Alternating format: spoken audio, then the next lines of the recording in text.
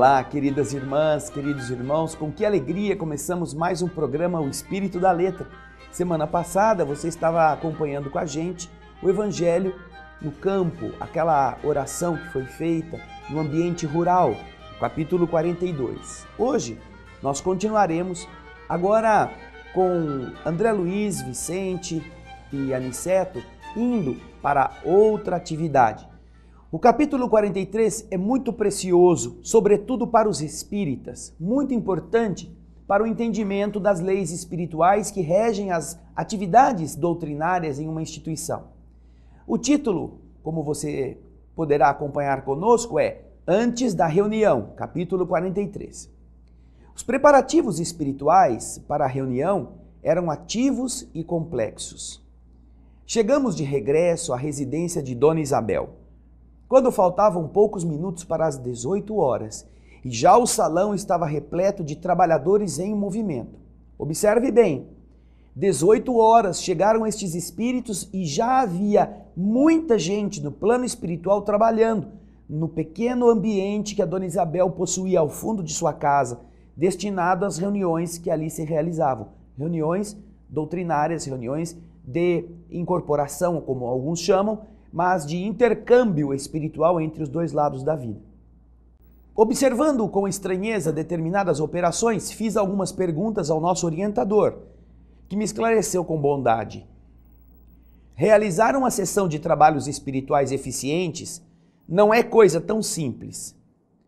Quando encontramos companheiros encarnados entregues ao serviço com devotamento e bom ânimo, isentos de preocupação, de experiências malsãs e inquietações injustificáveis, mobilizamos grandes recursos a favor do êxito necessário. Claro que não podemos auxiliar atividades infantis nesse terreno.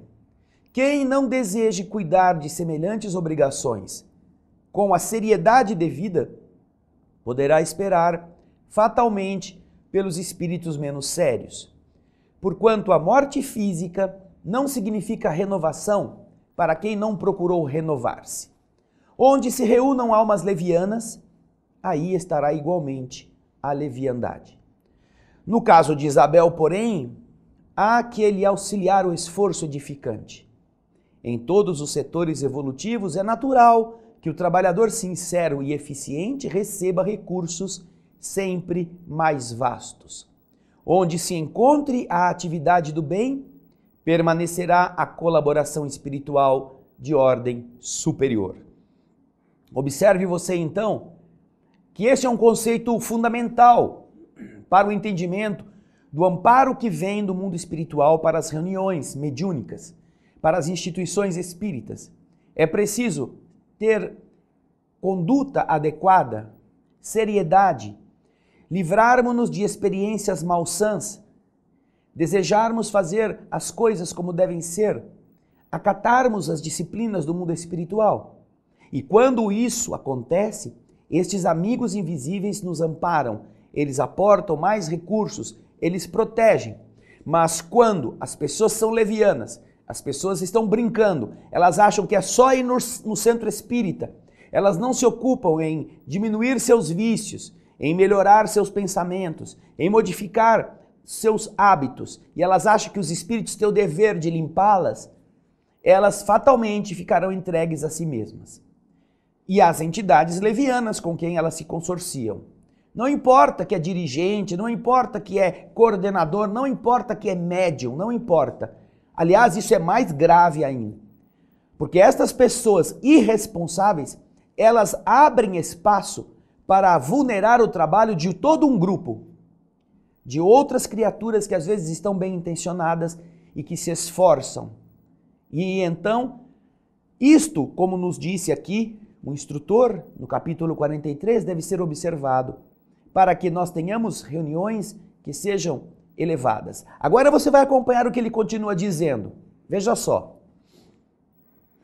Calara-se o bondoso amigo. Continuei reparando as laboriosas atividades de alguns irmãos que dividiam a sala de modo singular, utilizando longas faixas fluídicas.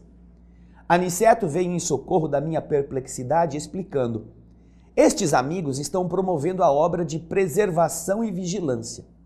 Serão trazidas ao trabalho de hoje algumas dezenas de sofredores e torna-se imprescindível limitar a zona de influenciação deles neste templo familiar. Para isso, nossos companheiros preparam as necessárias divisões magnéticas. Observei admirado que eles magnetizavam o próprio ar, a própria atmosfera. Vejam só como é importante o trabalho dos espíritos e como eles levam a sério. Estavam dividindo o ambiente em faixas vibratórias para preservar ali o trabalho e a própria moradia de Dona Isabel e seus filhos, para que não houvesse ali vazamento de fluidos deletérios, porque esses espíritos que viriam eram muito necessitados.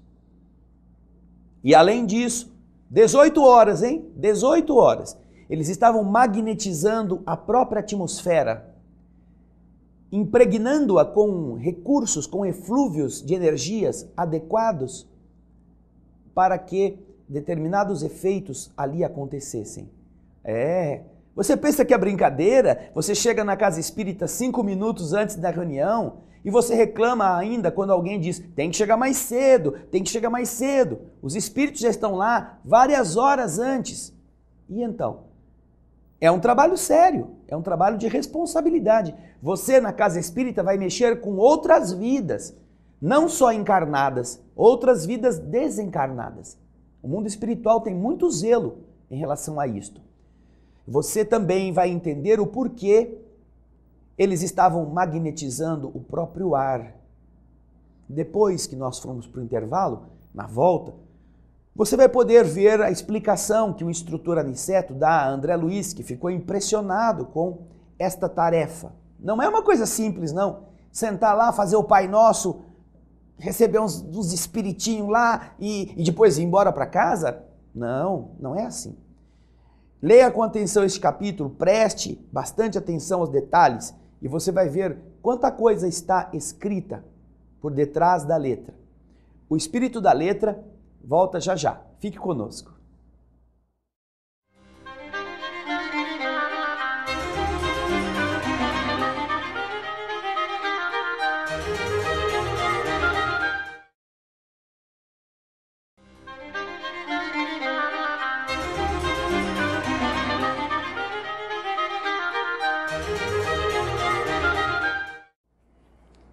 Estamos voltando com o programa O Espírito da Letra, analisando a obra de André Luiz, o livro Os Mensageiros, hoje o capítulo 43. No bloco passado, você se lembra, nós falamos que André Luiz ficou admirado com a magnetização, a energização do ambiente. E agora, neste bloco, você vai ver a explicação que o seu instrutor dá. Acompanhe conosco o texto. Observei admirado que eles magnetizavam o próprio ar. Nosso instrutor, porém, informou gentil. Não se pressione, André. Em nossos serviços, o magnetismo é força preponderante. É uma força dominante, é a força principal. Somos compelidos, somos forçados a movimentá-lo em grande escala. E sorrindo, acrescentou, já os sacerdotes do Antigo Egito não ignoravam que para atingir determinados efeitos é indispensável impregnar a atmosfera de elementos espirituais, saturando-a de valores positivos da nossa vontade. Valores positivos da nossa vontade. Essa saturação, essa impregnação, essa predominância de energias magnéticas dependem desses valores da vontade dos espíritos que ali estão. É este o poder que faz com que essa ação energética fique ali naquele ambiente predominando. Vamos acompanhar ainda o que ele explica. Para espalhar as luzes evangélicas aos desencarnados, são necessárias providências variadas e complexas, sem o que tudo redundaria em aumento de perturbações. Este núcleo é pequenino, considerado do ponto de vista material, mas apresenta grande significação para nós outros. É preciso vigiar, não o esqueçamos. Você então observa como que os espíritos sérios cuidam daquele pequenino aglomerado, aquele grupinho tão reduzido como era o que se reunia na casa de Dona Isabel. com seriedade, com todos os recursos para ajudar as entidades e usando o magnetismo para que este campo fluídico, este campo vibratório contivesse as entidades, ajudasse a que elas entendessem a mensagem do Evangelho, ao invés de deixá-las expostas a mais perturbações do que aquelas que elas já estavam vivendo. Mas o instrutor continua, e André Luiz continua descrevendo a circunstância em que ele estava inserido. Enquanto as atividades de preparação espiritual seguiam intensas, Dona Isabel e Joaninha, a filha dela, noutra ordem de serviço. E por que noutra ordem? Porque agora eles estão falando da ordem física. Dona Isabel e Joaninha estavam encarnadas. Também às 18 horas, pouco depois, chegaram ao salão, dispondo arranjos diferentes. Usaram largamente a vassoura e o espanador. Revestiram uma mesa de uma toalha muito alva e trouxeram pequenos recipientes de água pura. A uma ordem de um dos superiores daquele templo doméstico, espalharam-se os vigilantes em derredor da moradia singela. Nos menores detalhes estava a nobre supervisão dos benfeitores. Em tudo a ordem, o serviço e a simplicidade. Logo após alguns minutos, além das 18 horas, começaram a chegar os necessitados da esfera invisível ao homem comum. Os espíritos também começaram a chegar logo depois das 18 horas, os espíritos aflitos, aqueles que seriam atendidos ali naquele dia.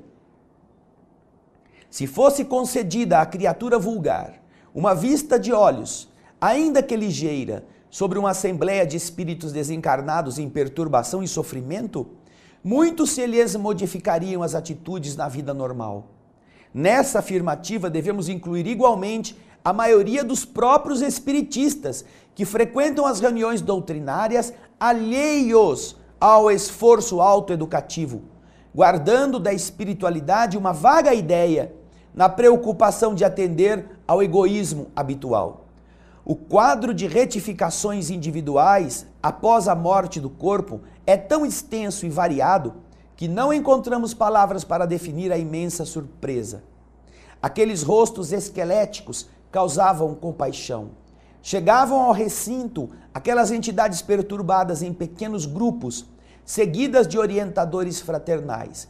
Pareciam cadáveres erguidos do leito de morte. Alguns se locomoviam com grande dificuldade.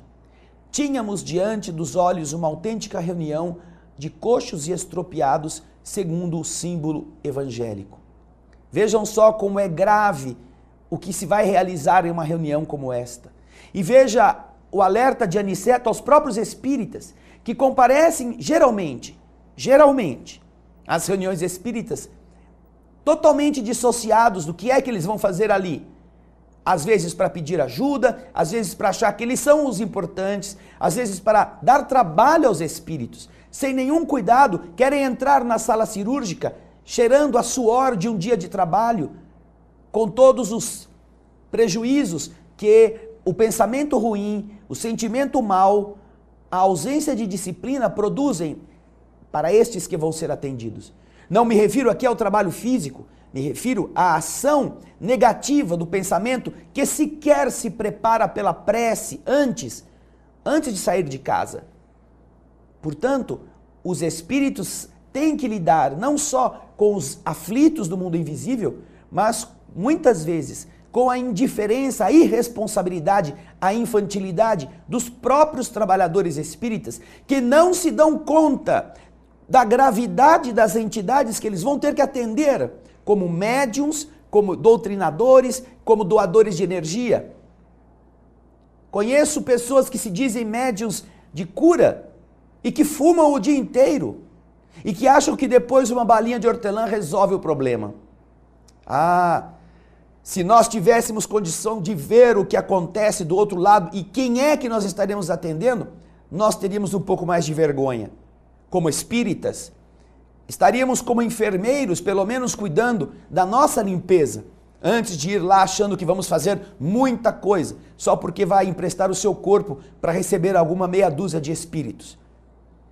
Este capítulo 43 deve ser lido e relido por todos os espíritas, para que comecem, a partir deste capítulo, a meditar na conduta que estão tendo em relação ao trabalho, percebendo que muitas vezes não são os espíritos os piores na reunião.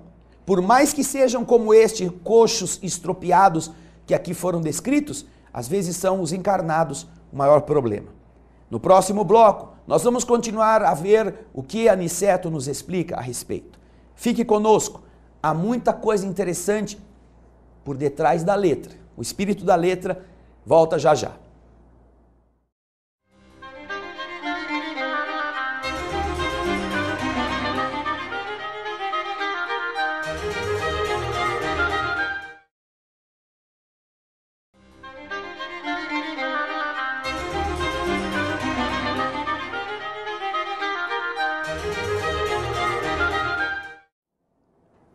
Estamos de volta com o programa O Espírito da Letra.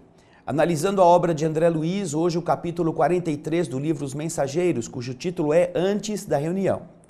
No bloco passado nós vimos os conselhos de Aniceto a respeito da postura mental dos próprios frequentadores das reuniões mediúnicas, quando diante deles tem uma assembleia de coxos e estropiados. Tal é a gravidade dos espíritos que comparecem. E agora ele continua nos explicando. Acompanhe o texto. Tínhamos diante dos olhos uma autêntica reunião de coxos e estropiados, segundo o símbolo evangélico. Em maioria, esclareceu Aniceto, são irmãos abatidos e amargurados, que desejam a renovação, sem saber como iniciar a tarefa. Aqui, poderemos observar apenas sofredores dessa natureza, porque o santuário familiar de Isidoro e Isabel não está preparado para receber entidades deliberadamente perversas. Cada agrupamento tem seus fins. Com efeito, os recém-chegados estampavam profunda angústia na expressão fisionômica. As senhoras em pranto eram numerosas. O quadro consternava. Algumas entidades mantinham as mãos no ventre, apertando regiões feridas. Não eram poucas aquelas que traziam ataduras e faixas. Muitos, disse o instrutor, não concordam ainda com as realidades da morte do corpo. E toda essa gente, de modo geral, está prisioneira da ideia da doença. Existem pessoas, e vocês como médicos as terão conhecido largamente, que cultivam as moléstias com verdadeira volúpia. Apaixonam-se pelos diagnósticos exatos, acompanham no corpo com indefinível ardor a manifestação dos indícios mórbidos, estudam a teoria da doença de que são portadoras, como jamais analisam um dever justo no quadro das obrigações diárias. E quando não dispõem das informações nos livros, gostam da longa atenção dos médicos, o minucioso cuidado da enfermagem e as compridas dissertações sobre a enfermidade de que se constituem voluntárias prisioneiras. Sobrevindo a desencarnação, é muito difícil o acordo entre elas e a verdade, porquanto prosseguem mantendo a ideia dominante. Às vezes, no fundo, são boas almas, dedicadas aos parentes do sangue e aproveitáveis na esfera restrita de entendimento a que se recolhem, mas, no entanto, carregadas de viciação mental por muitos séculos consecutivos. E num gesto diferente, nosso instrutor considerou: demoramo-nos todos a escapar da velha concha do individualismo. A visão da universalidade custa preço alto e nem sempre estamos dispostos a pagá-lo. Não queremos renunciar ao gosto antigo, fugimos aos sacrifícios louváveis. Nessas circunstâncias, o mundo que prevalece para a alma desencarnada por longo tempo é o reino pessoal de nossas criações inferiores. Ora, desse modo, quem cultivou a doença com adoração, submeteu-se ao seu império. É lógico que devemos, quando estamos encarnados, prestar toda assistência ao corpo físico, que para nós funciona como um vaso sagrado. Mas remediar a saúde e viciar a mente são duas atitudes essencialmente antagônicas entre si. A palestra era magnificente, era muito educativa. Entretanto, o número crescente de entidades necessitadas chamava-nos à cooperação. Muitas choravam baixinho, outras gemiam em voz mais alta. Depois de longa pausa, Aniceto advertiu: vamos ao serviço. Para nós, cooperadores espirituais, os trabalhos já começaram. A prece e o esforço dos companheiros encarnados representarão o final desta reunião de assistência e iluminação em Jesus Cristo. Bem, você vê quantas revelações Aniceto aqui apresenta. Nós vivemos no mundo pensando nas doenças, preocupados com diagnósticos e viciamos a mente, viciamos o pensamento. E quando desencarnamos, chegamos do lado de lá cultuando o pensamento enfermo, ao invés de cultuarmos a saúde. E assim estas entidades que ali se encontravam, a maior parte delas era de espíritos doentes. Os espíritos deliberadamente perversos, como você já viu também no texto, não podiam estar ali na reunião da Dona Isabel, porque ali não cabia esse tipo de entidade. Apenas eles recolhiam espíritos aflitos, os chamados sofredores, aqueles que tinham agonias que haviam trazido da terra com eles, ou aquelas que eles estavam cultivando por seus pensamentos e sentimentos de tristeza e abatimento. Os espíritos deliberadamente perversos tinham que ser encaminhados para outro tipo de reunião em outros lugares, porque, como disse Aniceto, cada grupo tem a sua característica. E assim também está nos alertando para que, ao invés de apenas reclamarmos da vida com os problemas físicos que nós temos, cultivando doenças, cultivando o histórico das enfermidades, nossa mente, se permanecer aí, quando o corpo desencarnar, ela estará vincada, ela estará presa, ela estará detida neste aspecto da vida e vai carregar do outro lado, para o outro lado, todos os sintomas. A maior parte dos espíritos tem dificuldade de entender que já desencarnou. Já pensaram nisso? Acordar do lado de lá e não saber que está já numa outra dimensão? E é por esse motivo que a mente funciona como o que plasma a sua condição. E se você desencarnou com essa ideia fixa da doença, quando acordar do outro lado com consciência, vai se sentir doente, vai se achar enfermo e vai reproduzir no seu perispírito as mesmas sintomáticas, as mesmas aparências que você tinha na Terra. Não é? Olha quanta coisa. Em uma pequena reunião que ainda nem começou e que vai começar só depois, quando os encarnados chegarem, segundo o conceito que nós temos da reunião mediúnica, não é? Mas para eles, o tratamento já começa antes, 2 horas mais cedo. Quando chegam os encarnados, já é para fazer o final. Né? Ótimos conceitos para nós meditarmos, como tem sido a nossa conduta nas casas espíritas. André Luiz vai nos apresentar muita coisa. Daqui para frente, os próximos capítulos são arrasantes. Não se esqueça de participar lendo antes em casa. Obrigado pela sua audiência, pelo seu carinho, pelos votos de felicidade que vocês nos têm enviado. Nós desejamos que você também se sinta feliz com o trabalho dos espíritos. O Espírito da Letra volta na próxima semana e espera você. Muito obrigado e muita paz.